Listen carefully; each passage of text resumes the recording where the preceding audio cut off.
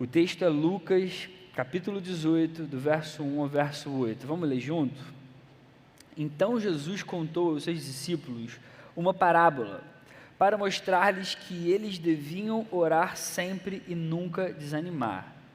Jesus vai contar uma parábola para os seus discípulos para mostrar que eles deviam orar sempre e nunca desanimar.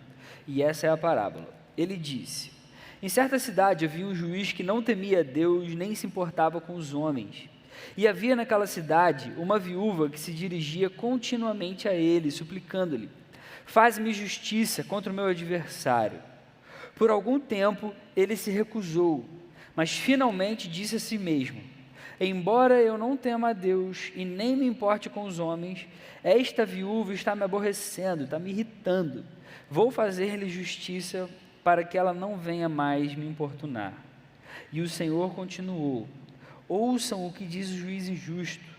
Acaso Deus, que não é injusto como esse juiz, não fará justiça aos seus escolhidos, que clamam a Ele dia e noite? Continuará fazendo-os esperar? Eu lhes digo, Ele lhes fará justiça e depressa. Contudo, quando o Filho do Homem vier, encontrará fé na terra.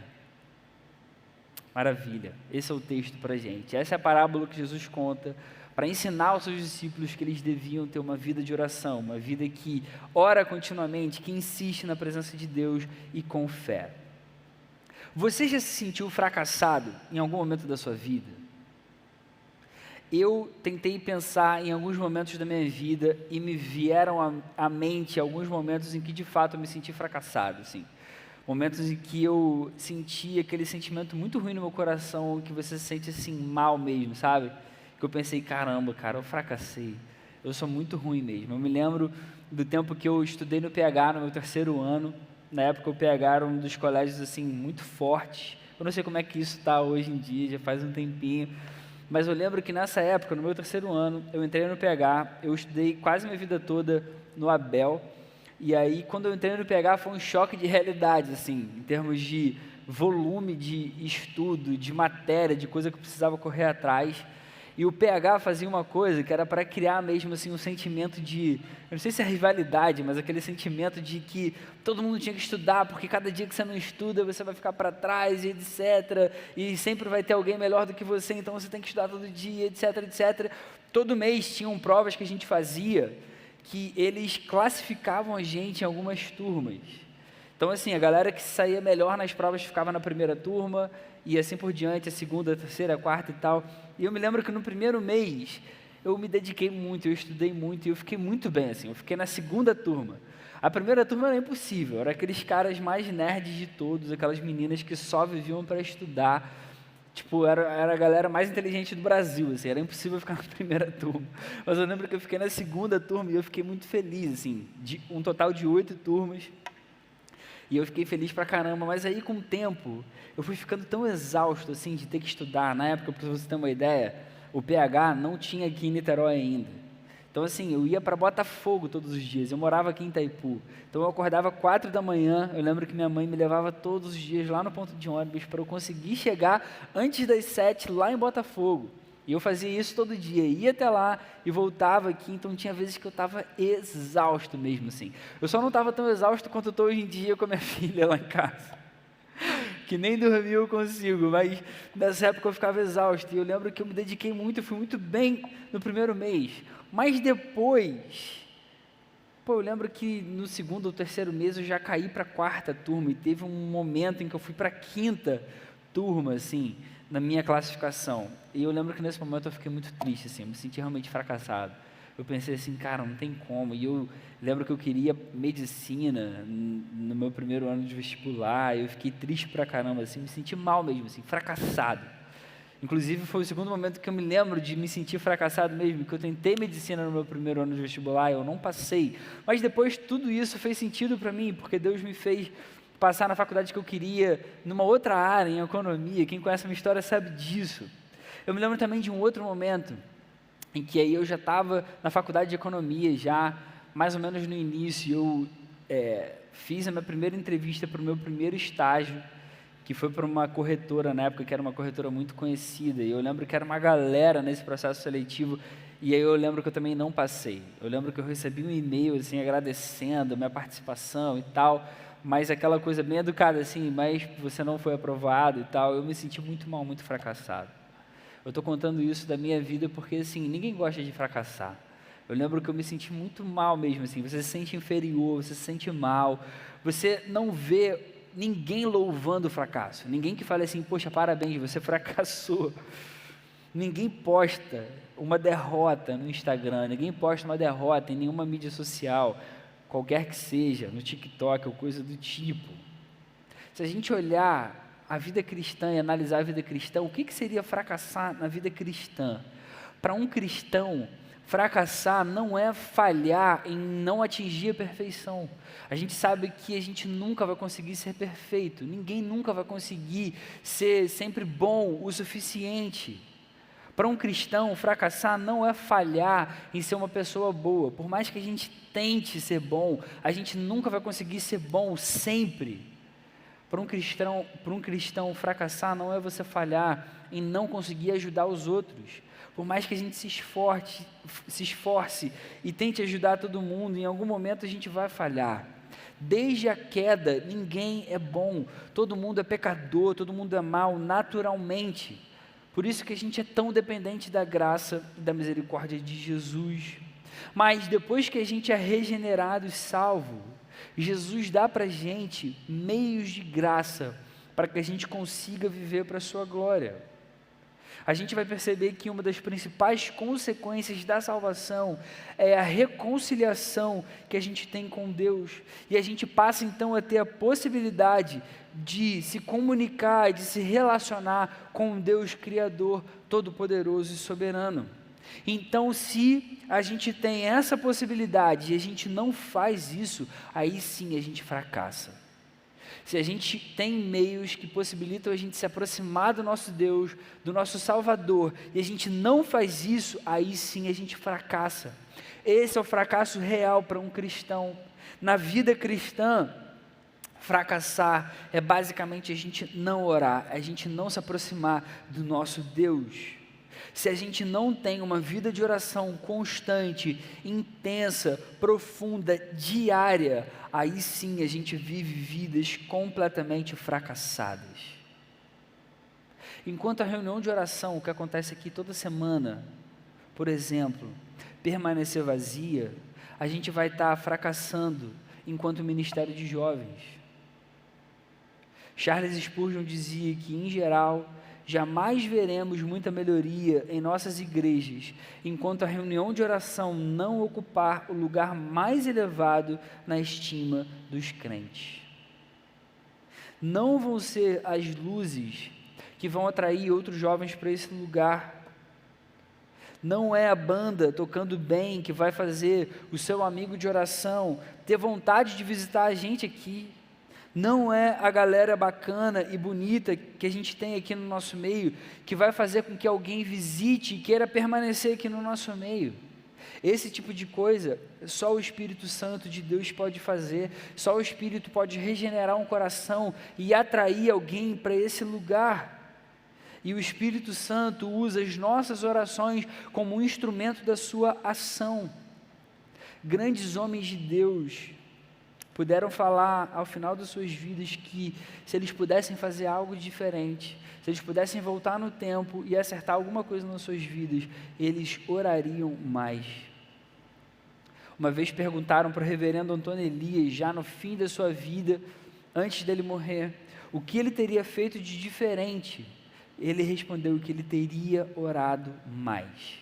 É muito impressionante isso, você vê homens de Deus, homens que impactaram toda a sua geração, que foram bênção, que a gente hoje usa como exemplo positivo, que a gente quer viver parecido, que a gente quer imitar. São pessoas que falam que, se pudessem voltar no tempo, teriam orado mais. Deus planejou uma vida para a gente, uma vida de relacionamento com Ele e uma vida de testemunho para as pessoas por onde a gente for. A gente só vai ser capaz de viver essa vida planejada por Deus, em que a gente se relaciona cada vez mais com Ele e que a gente testemunha do Evangelho, da bondade de Deus para as pessoas que ou conhecem ou não conhecem Ele ainda, se a gente orar constantemente, se a gente fizer da oração, de uma vida de oração, um estilo de vida. Uma das coisas que mais me impressiona na vida de Jesus é que ele orava, e ele orava muito. O Deus de todo o universo, o Deus criador de todas as coisas, no determinado momento encarnou, entrou no mundo, e esse Deus, sendo também humano, ele orava, ele falava com o Pai. A gente vai ver na Bíblia que ele acordava de madrugada para orar várias vezes. A gente vai ver que ele se isolava em vários momentos para orar constantemente. Ele orava na frente das pessoas, ele orava para agradecer e glorificar o seu Pai. Se a gente analisar a vida de Jesus, a gente vai ver quão importante é a oração. E isso vale para qualquer pessoa que conheça e creia que Jesus de fato é Deus e Salvador. A gente vai perceber que uma vida de oração é algo que vai muito além da gente apenas colocar as nossas necessidades diante de Deus. Viver uma vida de oração é muito mais do que a gente só pedir coisas para Deus. Orar, a gente vai perceber que é manter relacionamento. Jesus, sendo totalmente Deus, mas também totalmente homem ao mesmo tempo, mostrou o quanto a nossa humanidade necessita manter contato com o Deus Criador. A gente lê um texto que mostra para a gente a importância da oração e da constância, ou melhor, da insistência que a gente deve ter em relação à oração diante de Deus.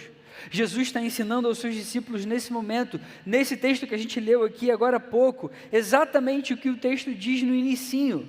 Ele contou aos seus discípulos uma parábola para mostrar-lhes que eles deviam orar sempre e nunca desanimar. Jesus ensinava coisas para os seus discípulos que ele mesmo colocava em prática.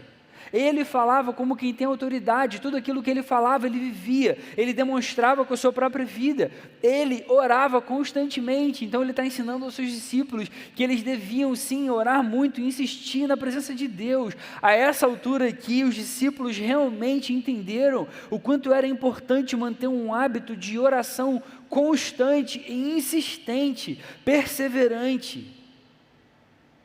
Nessa parábola a gente vai ver que dois elementos muito importantes a respeito da oração: insistência e a atitude de fé. Jesus deixa isso muito claro, a insistência, a necessidade da gente ser perseverante diante de Deus, da gente permanecer na presença de Deus, e uma atitude de fé, a certeza de que Deus, sendo justo, ouve e pode responder, porque só Ele tem todo o poder. A falta de um desses elementos na nossa vida de oração leva a gente ao fracasso, necessariamente. Fracassar aqui, nesse texto que a gente leu, é ou deixar de insistir, ou perder a fé, ou as duas coisas ao mesmo tempo. Então eu queria trazer duas lições que a gente pode tirar desses dois elementos para a nossa vida de oração. Em primeiro lugar, é que Deus não se irrita por nós sermos insistentes em nossas orações. Guarde isso no seu coração. Deus não se irrita por nós sermos insistentes nas nossas orações. Jesus conta a parábola. Olha, havia um juiz que não temia Deus nem se portava com os homens. E havia naquela cidade também uma viúva que se dirigia continuamente a esse juiz, sempre fazendo a seguinte súplica: faze-me justiça contra o meu adversário. É para a gente imaginar assim, toda vez ela indo na presença desse juiz: me faz justiça, por favor, me faz justiça, por favor. Dia seguinte ela voltava: me faz justiça, por favor. Dia seguinte ela voltava: me faz justiça, por favor. E ela repetia isso insistentemente, todos os dias, enchendo o saco desse juiz. E Jesus conta que por algum tempo ele se recusou, mas finalmente, num determinado momento, ele disse a si mesmo: embora eu não tema a Deus e nem me importe com os homens, essa viúva está me aborrecendo, está enchendo a minha paciência, eu vou fazer justiça para essa mulher, para que ela não venha mais encher o meu saco. É isso que está acontecendo aqui. Sabe o que a gente está vendo aqui? A viúva teria fracassado se ela não insistisse. Se ela não insistisse, se ela não tivesse essa postura de perseverança, de insistência, ela não teria conseguido a justiça que ela buscava. E Jesus vai continuar na parábola dizendo: ouçam o que diz o juiz injusto. Acaso Deus diferente desse juiz injusto, Deus que é justo e se importa sim com os homens, diferente desse juiz que eu estou contando, Ele não vai fazer justiça aos seus escolhidos, que clamam a Ele dia e noite, que perseveram, que insistem na sua presença?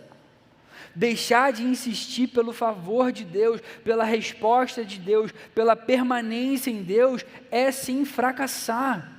Não existe circunstância, não existe situação que deva nos fazer deixar de orar. E Jesus deixa claro aqui que Deus é justo, Ele se importa com os homens, Ele não se irrita quando a gente insiste na sua presença. Eu me lembrei de um slogan que o Vasco teve em 2009, eu sou vascaíno, então eu posso falar, meu time está muito mal, ele nem voltou para a Série A esse ano de novo.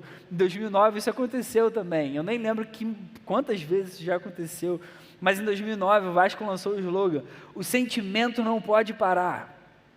Ele tentava incentivar ali o time a voltar para a Série A, e todos os torcedores repetiam isso: o sentimento não pode parar. Parece até que tem uma música que a torcida canta. Nós cristãos tínhamos que ter esse sentimento em relação à oração. A oração não pode parar, a oração não pode parar nunca. Jesus aqui nessa parábola, Ele quer ensinar a gente a persistir em oração, até que a gente obtenha o que a gente deseja de Deus. Se você quer ter mais intimidade com Deus, é para você persistir em oração. Se você quer ter novas experiências, se você quer alcançar algo na sua vida, se você quer ter uma vida que agrada a Deus, se você quer vencer algum pecado, se você quer viver um avivamento, você deve insistir em oração, você deve pedir isso perseverantemente, insistentemente. A gente nunca deveria deixar de orar. Existem coisas que só acontecem por meio da oração. Ou seja, existem coisas que só Deus pode fazer. Isso me lembra inclusive o que John Piper disse certa vez.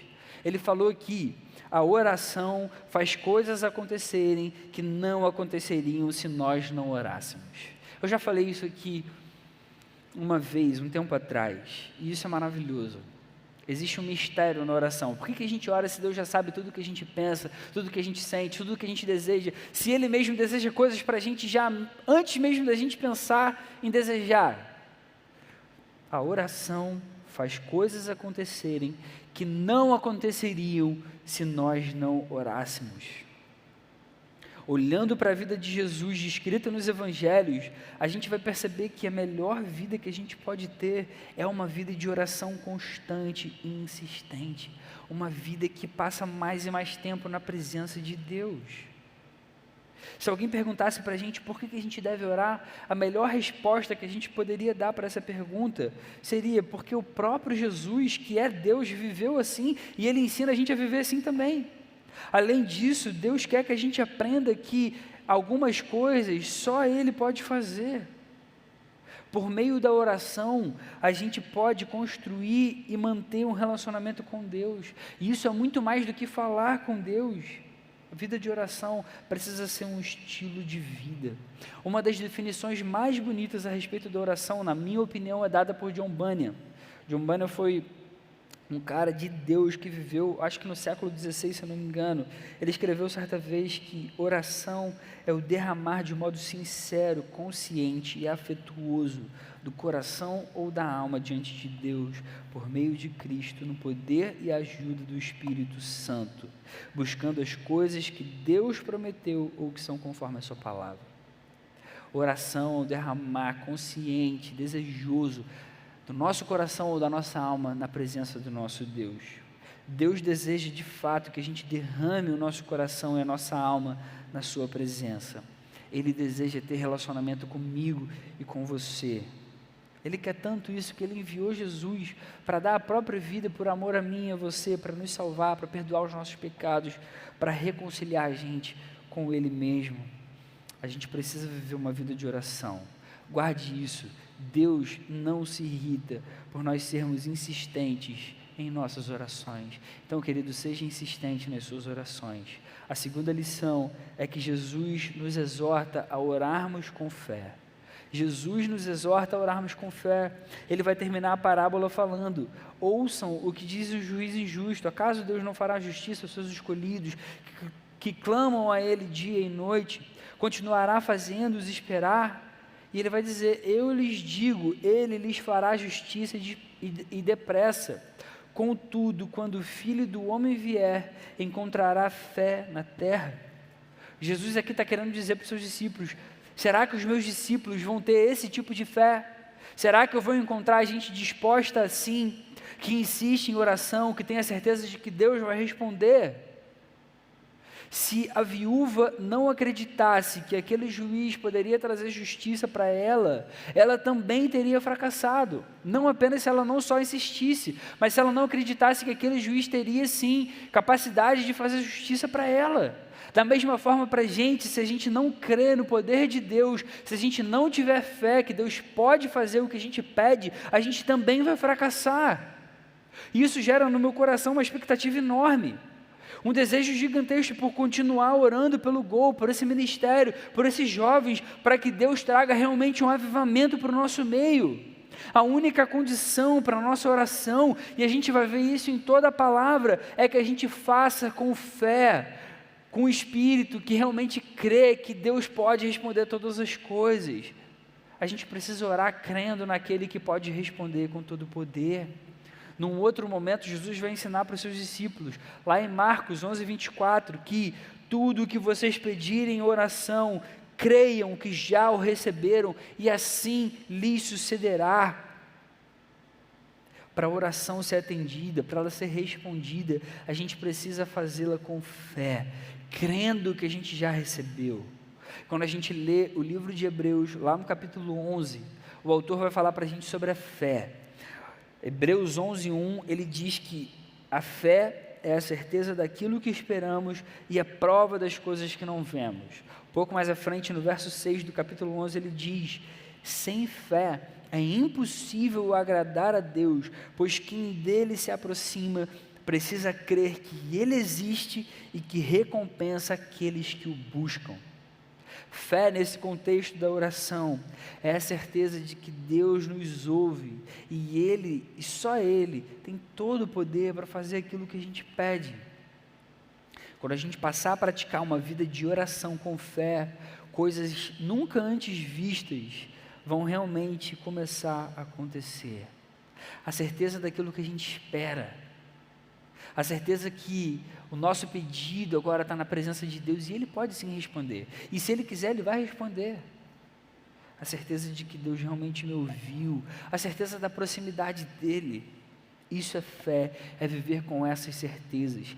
A exortação de Jesus na parábola é que a gente ore com fé, pois quem dele se aproxima precisa crer que Ele existe e que recompensa aqueles que o buscam. E aí Jesus faz essa pergunta no final da parábola: se Ele vier, Ele vai encontrar essa fé nos nossos corações? Se Ele realmente estiver presente no nosso meio, Ele vai encontrar essa fé, essa mesma certeza que a viúva tinha na presença daquele juiz? Isso é maravilhoso para a gente. Queria fazer então 3 aplicações para o nosso coração, para a gente enquanto ministério de jovens. Em primeiro lugar, a gente deve orar sempre, de forma constante e insistente. Querido, se você está me ouvindo, prestando atenção em tudo até agora, eu quero fazer um desafio para você. Ore mais do que você já ora hoje. Se você é daqueles que faz metas para o ano, escreveu no caderninho ou pensou em coisas que você quer atingir esse ano, coloca isso como a sua maior e principal meta. Ore mais do que o que você já ora. Gaste mais tempo na presença de Deus. Como Billy Graham disse certa vez: dobre os joelhos e ore até que você e Deus sejam amigos íntimos. A gente precisa orar. A gente precisa orar mais, e a gente precisa orar sempre. Tente marcar aí um tempo diário na sua agenda para você falar com Deus. Como a gente falou antes aqui, orar não é apenas falar com Deus, orar é construir um relacionamento.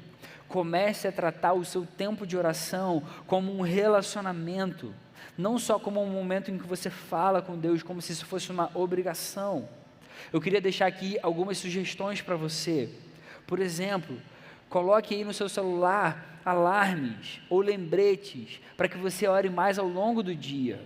Em alguns encontros de discipulado, eu pude, nesse momento, perguntar como está o seu devocional, como está o seu tempo de oração, e a maioria das pessoas às vezes responde: pô, está muito difícil, estou vivendo um tempo muito corrido no meu trabalho, no meu dia a dia, e isso é normal, isso realmente às vezes acontece. Então, o que a gente deve fazer nesses momentos? A gente deve orar mais ao longo do dia, para que a gente de fato viva na presença de Deus, para que no nosso trabalho, enquanto a gente tenha a nossa agenda lotada, corrida, cheia de coisas, a gente não se esqueça do nosso Salvador no nosso tempo. A gente não vai levar o nosso trabalho para a eternidade, mas a gente vai levar sim o tempo que a gente teve com o nosso Salvador, a intimidade que a gente teve com Ele, o desejo de permanecer na sua presença. Coloca aí alarmes agora no seu celular, lembretes que te façam orar cada vez mais. Eu tento manter essa prática, e tem vezes que o tempo passa, a gente começa a acostumar e já não leva mais a sério, aí eu tenho que ficar mudando a hora, para que eu de fato pare, caramba, eu tenho que orar, eu tenho que parar e orar, eu tenho que orar mais e mais e mais. Uma outra sugestão: quando você parar para ter o seu tempo devocional e você for orar e colocar todos os seus pedidos diante de Deus, depois que você colocar tudo na presença de Deus, fica um tempo em silêncio. Para um pouco, para de falar um pouquinho na presença de Deus, fecha o seu olho, fica em silêncio, fica um tempo assim. Vai ser difícil no início, vai ser estranho, mas fica assim, você vai ver que Deus vai falar diretamente com você.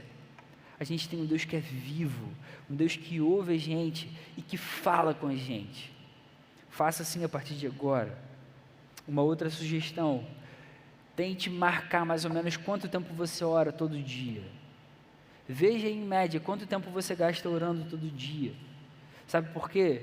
Porque é legal que você se desafie a aumentar esse tempo diariamente.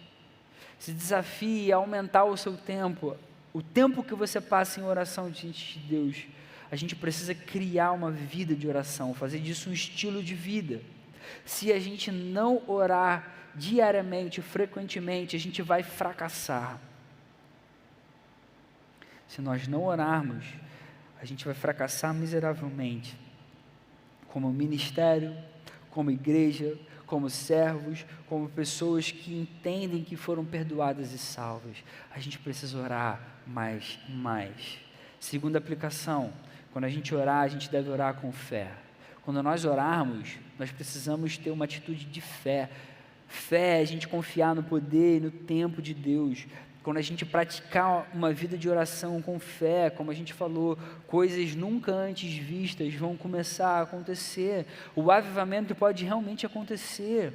O inferno treme quando a gente começa a viver uma vida de oração com fé. Satanás vai fazer de tudo para que você não ore, para que você não tenha tempo na presença de Deus. Satanás vai fazer de tudo para que a sua agenda fique lotada, para que você não lembre mais da bondade de Deus sobre a sua vida. Não deixe que isso aconteça. Deus sempre ouve, Ele sempre ouve, e muitas vezes Ele atende, muitas vezes Ele vai dizer sim para os nossos pedidos. A nossa parte é ter fé naquilo que a gente está pedindo, até mesmo para aceitar um não de Deus. Nem todos os relacionamentos se baseiam só no sim. Relacionamentos se baseiam no diálogo, na proximidade, na presença, no ouvir. Cabe a nós uma postura de fé, a certeza de que Deus ouviu e tem andado com a gente. E uma terceira aplicação que vale para a gente, enquanto Ministério de Jovens, enquanto geração oceânica, e guarda essa no seu coração, porque essa de fato é um desafio para a gente aqui. Nós não podemos deixar de participar das reuniões de oração semanais e das vigílias que nós tivermos aqui. Esse ano a gente está já com o calendário todo fechado, algumas vigílias vão acontecer, fora todas as reuniões de oração que acontecem semanalmente, sempre antes do culto aqui. Eu quero desafiar você a participar de todas esse ano. Todas. Essa é uma aplicação específica para você que faz parte do GOL, desse grupo de jovens da geração oceânica. Esse ano eu coloquei como uma meta minha pessoal, como pastor de jovens dessa igreja, que precisa ser o ano em que a gente mais ore, precisa ser o ano da oração. A gente precisa orar mais e mais, nem que seja necessário a gente não ter mais culto aqui às 8 horas. Não faz sentido a gente trazer talvez uma adoração para Deus sem que o nosso coração esteja na presença dEle de fato. A gente precisa adorar de verdade, com o nosso coração ligado no dEle, amando a esse Deus, querendo e desejando mais da presença dEle. Então a gente precisa orar mais e mais, a gente precisa orar. Esse ano vai ser um ano da gente entender quão importante é essa prática para as nossas vidas e para a nossa igreja. Coloque isso como uma meta pessoal na sua vida. Jonathan Edwards dizia que quando Deus tem algo muito grande para realizar em favor da sua igreja, a vontade dele é que isso seja precedido pelas orações extraordinárias do seu povo. Quando Deus está para realizar grandes coisas na sua igreja, guarde isso no seu coração, Ele vai começar derramando de maneira notável o espírito de graça e o desejo de orações e súplicas na presença dEle. Se a gente quiser ser um ministério relevante, que faz diferença, que dá frutos, que impacta a nossa sociedade, a gente precisa orar. A gente tem orado muito pouco. A gente precisa orar mais e mais. Então, querido, não falte às reuniões de oração aos sábados, às 19 horas. É preferível que você venha à reunião de oração e falte o culto, do que você faltar à reunião de oração e vir ao culto. Se você tiver que priorizar ou a reunião de oração ou o culto, priorize a reunião de oração. A gente precisa orar mais, tanto nos nossos tempos individuais, nas nossas casas, quanto como igreja, em conjunto, orando junto, pedindo junto, clamando a Deus junto, como um só povo, num só coração, no mesmo sentimento. E não falte as vigílias que estiverem marcadas no nosso calendário. A gente precisa orar mais e mais e mais. A gente tem orado muito pouco, e no meu coração hoje, eu acho que muitas coisas não têm acontecido no nosso meio, porque a gente tem orado muito pouco. Não existe justificativa para a gente não participar desses momentos de oração. Se a gente não orar mais e mais, nós vamos fracassar completamente. Essa é a verdade. Eu quero encerrar contando sobre um avivamento marcante que aconteceu no início do século XX. Um avivamento que aconteceu nas Ilhas Hébridas. As Ilhas Hébridas são um conjunto de ilhas que ficam no oeste da Escócia. Duncan Campbell foi o pastor que presenciou, e ele escreveu um diário comentando sobre esse avivamento que ele viu com os próprios olhos. Ele escreve o seguinte: o culto já havia terminado. A congregação, com pena de ir para casa, permanece em pé do lado de fora, em silêncio, pleno de tensão. O culto termina, a galera sai, só que fica todo mundo do lado de fora, parado, estático, com esse sentimento assim, em silêncio, pleno de tensão. E ele diz que um jovem levanta um clamor e a congregação, movida pelo temor de Deus, volta para dentro do templo. E ele escreve, como um testemunho pessoal, por ter visto com seus próprios olhos: uma coisa é gritar, uma coisa é cantar e falar de avivamento, e outra é um povo prostrado em terra, buscando estar devidamente relacionado com Deus. E ele conta que as pessoas estavam tão convencidas da sua própria miséria e incapacidade que fizeram então um pacto naquele dia. Elas não descansariam, nem parariam de orar, enquanto Deus não se manifestasse em poder na ilha. E eles ficaram orando ininterruptamente. Diz que um grupo de pessoas se reuniu para orar, e Campbell descreve os momentos seguintes. Ele fala: enquanto eles oravam, eles tiveram uma experiência como aquelas que a gente acha na Bíblia. Da mesma forma que aconteceu lá em Atos 4, quando os santos oravam, a casa onde eles estavam foi sacudida, e nessa região não existem terremotos. E ele diz: simultaneamente o Espírito de Deus varreu aquela aldeia, aquela região toda. E ele fala que as pessoas não conseguiam dormir, as casas ao redor permaneceram com as lâmpadas acesas a noite inteira, e o povo ficava andando pelas ruas. E ele diz que foi nessa aldeia que dentro de 48 horas, ininterruptamente, todos os jovens de 12 a 20 anos se converteram. Todos os jovens entregaram as vidas para Jesus. E ele fala que a partir daí começou um grande avivamento. E as consequências foram que durante 5 semanas o poder de Deus foi derramado sobre aquela região. Ele conta que numa ocasião, 600 pessoas caminhavam para a igreja e foram tocadas de repente pelo poder do Espírito. 600 pessoas, enquanto caminhavam para a igreja, para o culto, de repente se ajoelharam no meio da estrada e começaram a orar, buscando o perdão de Deus. Ele fala que nesse tempo, 4 cultos eram realizados todas as noites. Ele conta que todos os frequentadores do bar dessa ilha se converteram e o bar teve que fechar as portas. Eu estou contando sobre esse avivamento para confirmar o poder das orações do povo de Deus. Quando o povo de Deus para orar junto, coisas extraordinárias acontecem. Não porque a nossa oração tem poder em si, mas porque o Deus a quem a gente pede, a quem a gente coloca nossas súplicas, tem todo o poder para fazer aquilo que a gente coloca na sua presença. E é sobre isso que eu estou falando dessa noite. Se a gente quiser ser um ministério de jovens relevante, que faz a diferença na nossa cidade, que vê conversões acontecendo aqui no nosso meio, só existe um caminho: orar e orar sempre, com insistência. Respondendo a pergunta que leva o título dessa mensagem: como a gente não vai fracassar miseravelmente? Orando sempre, tendo vida de oração, sendo insistente, sendo perseverante e crendo no poder de Deus. Que a gente consiga viver assim esse ano. Amém? Vamos orar? Senhor, obrigado pela Tua palavra, que desafia a gente, que chama a gente a viver uma vida assim, Senhor, uma vida que tem fé no Teu poder, que crê que você pode fazer coisas maravilhosas, Senhor. Obrigado porque você mostra pra gente que se a gente for insistente, isso não vai te deixar aborrecido ou irritado. Pelo contrário, Senhor, você ama quando a gente fica na sua presença, quando a gente pede insistentemente coisas a você, principalmente quando são para a sua glória, Deus. Então ajuda a gente a viver essa vida, Senhor. Ajuda a gente a ser um povo que ora, que clama ao Senhor, que pede insistentemente na sua presença.